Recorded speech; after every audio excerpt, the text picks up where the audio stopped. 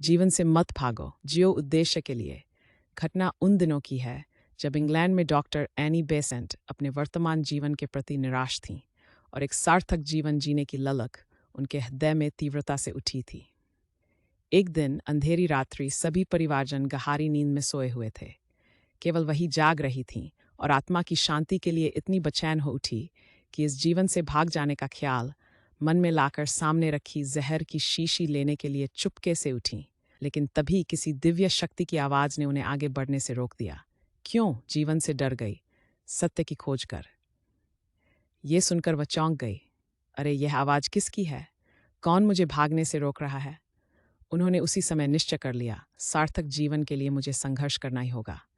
सत्य की खोज के लिए वे अपना परिवार, सुख संपत्ति आदि सब कुछ छोड़कर भारत आ गई। उन्होंने साध्वी जैसा जीवन यहाँ ग्रहण किया और विश्व को भारतीय जीवन दर्शन के रंग में रंग देना ही अपना मुख्य उद्देश्य बना लिया।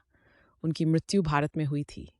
इस प्रसंग का उद्देश्य अंधकार से प्रकाश की ओर जाने के लिए भी मनुष्य को संघर्ष करना पड़ता है, जिसके दौरान वह अपनी शुद्ध चेतना से समर्पण भाव को जागृत कर जीवन लक्ष्य की प्राप्ति कर लेता है।